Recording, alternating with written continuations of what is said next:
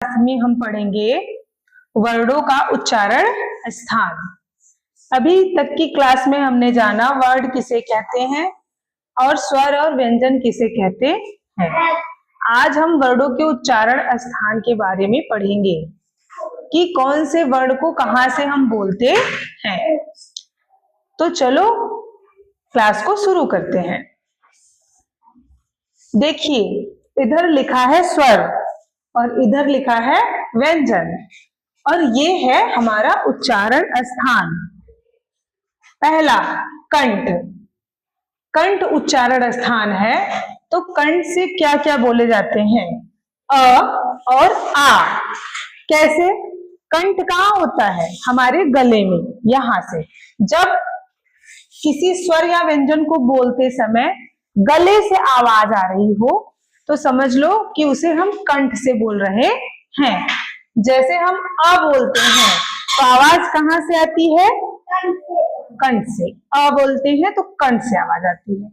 क वर्ग मतलब होता है क वाली पूरी लाइन, क ख ग घ अंग, ये पूरा क्या है? क वर्ग है। समझ रहे हैं? ऐसे ही च वर्ग, च छ ज झ इया। ऐसे ही ट वर्ग, ट ठ ड ढ ड़। त वर्ग, त थ द ध न। प वर्ग, प फ ब भ म। समझ गए इसको? अब देखिए, तो हमारा पता चला कि कंठ से हम अ और आ बोलते हैं स्वर में और व्यंजन में क वर्ग बोलते हैं। और क्या बोलते हैं इधर? विसर्ग। विसर्ग किसे कहते हैं? अह को, जिसमें दो बिंदी लास्ट में होती है ना, ऐसे ये बिंदी है, इसको क्या बोलते हैं? विसर्ग। तो विसर्ग अह देखो यहां से बोल रहे हैं ना, ये सब क्या होगा? कंठ से बोला जाएगा। ठीक है, इसको याद भी हम बहुत आसानी से कर सकते हैं। दूसरा देखिए, तालु। तालु से कैसे? जब हम अपने जिह्वा को, मतलब जीभ को तालु से, ऊपर तालु होता है, ऊपर तालु में टच करके बोलते हैं तो उसके उच्चारण स्थान को बोलते हैं तालु। जैसे तालु कैसे बोलते हैं? बोल के देखते हैं, ई। आप लोग जब ई बोलेंगे तो आपके जीभ का भाग जाके आपके तालु को टच करता है। ठीक है, ई बोल के आप देखिए, ई टच हो रहा पीछे, हो रहा ना? छोटी ई और ये क्या है? बड़ी ई। और हमारा च वर्ग, च छ ज झ इया। और य और स, ये कौन सा स है? अब ये स, तीनों स में अंतर होता है। ये जो स है इसका नाम होता है तालव्य स। तालु से बोला जाता है ना, तो इसको बोलते हैं तालव्य स। इसको बोलते हैं श। कैसे बोलते हैं? श। ठीक है, ये है तालव्य स। ठीक है, इसके बाद दूसरा, तीसरा आता है मूर्धा। मूर्धा, मूर्धा में क्या बोला जाएगा? स्वर में री। क्या बोला जाएगा? री। री स्वर में बोला जाएगा। और ट वर्ग, ट ठ ड ढ ड़, र और ये वाला स। अच्छा, ये जो स होता है इसको बोलते हैं मूर्धन्य स।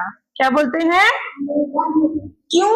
क्योंकि हम इसका उच्चारण स्थान मूर्धा होता है, इसे हम मूर्धा से बोलते हैं, है ना, इसलिए इसका नाम है मूर्धन्य स। ये है तालव्य स, ये है मूर्धन्य स। अब दंत आया। दंत मतलब जब हम जीभ को दांत में टच करके बोलते हैं। जैसे जब हम ला बोलते हैं तो हमारा जीभ पीछे नहीं छूता बल्कि आके आगे हमारे दांत में छूता है ना?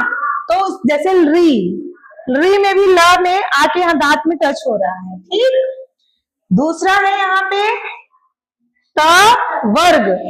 त वर्ग का मतलब होता है त थ द ध न।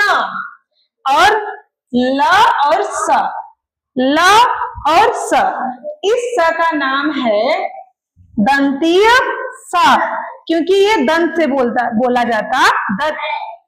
दंत स या दंतीय स, इन तीनों स में अंतर है ना। इसका नाम है तालव्य स, इसका नाम है मूर्धन्य स और इसका नाम है दंतीय स। समझ गए? अब हम चलते हैं होस्ट में, यानी कि जिसका उच्चारण स्थान होस्ट होता है। ओष्ठ, ओष्ठ का मतलब ओठ से बोला जाए। जैसे ऊ बोलते वक्त हम होठ का उपयोग कर रहे हैं, तो ओट्स मतलब ओठ से बोला गया। ऊ, बड़ा ऊ और छोटा ऊ। और प वर्ग, पा फ ब भ म। कंठ प्लस ओष्ठ, कंठ से भी बोला जाए और ओठ का भी उपयोग हो। ओठ, ओष्ठ मतलब ओठ का, ओष्ठ। ए और हमारे व्यंजन में कोई भी व्यंजन नहीं है। दंत प्लस ओष्ठ, दांत का भी उपयोग हो और ओठ का भी। ओठ का उपयोग होगा और दांत का, तो क्या होगा? ओ और आओ, और यहाँ पे व होगा। ठीक। नासिका, नासिका मतलब नाक से आवाज, नाक से मतलब बोला जाए। जैसे अंग, नाक से थोड़ा सा निकल रही है आवाज, या, र, ना, म। सभी वर्ग के पंचमा अक्षर को नासिका में रखा गया है। सभी वर्ग के पंचमा, या, अंग, या, र, ना, म, है ना, इनको नासिका में रखा गया है। तो ये हुए उच्चारण स्थान।